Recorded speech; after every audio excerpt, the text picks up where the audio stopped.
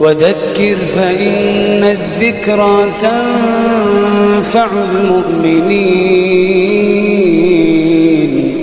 وما خلقت الجن والإنس إلا ليعبدون. Première action destructrice, obéir à une avarice. Deuxième action destructrice, suivre ses passions. Suivre ittiba' al-shahawat, ittiba' al-hawa. Wa amma man khafa maqama rabbih wa naha an-nafs 'ani al-hawa, zidu fa inna al-jannata hiya al-ma'wa. Quant à celui ou celle qui craint la rencontre avec son Seigneur et qui aura interdit, qui aura donné une interdiction à son âme de suivre ses passions, alors sa demeure sera le paradis. Donc cela nécessite de la part de l'individu que tu es, que nous sommes, frères, sœurs, à ce que tu puisses faire un profond travail sur tes passions.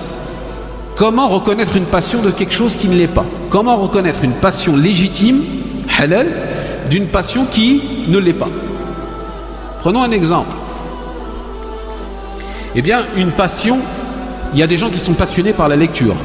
Si la passion que tu utilises, elle a plusieurs conditions. Elle ne te détourne pas du rappel d'Allah. Quand la prière, elle vient, tu la fais.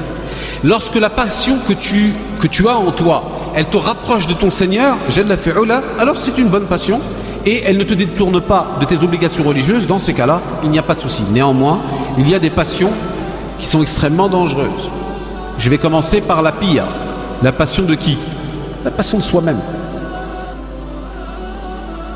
Comment est-il possible qu'un homme croyant ou qu'une femme croyante puisse passer plus de temps devant un miroir qu'il n'en passe devant sa prosternation?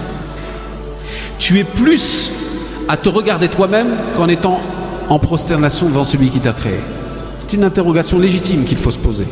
À force de rester trop longtemps et de s'observer, qu'est-ce qui se passe? Shaitan, il fait en sorte que tu commences à t'aimer. Et les compagnons, ils marchaient dans le sens inverse.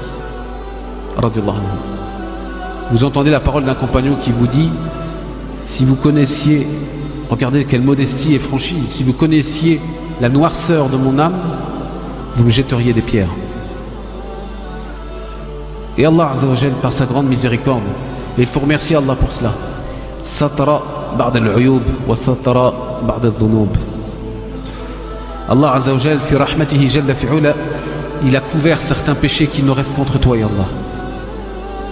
Et ça, mes frères, mes sœurs, cela mérite une adoration illimitée devant Allah.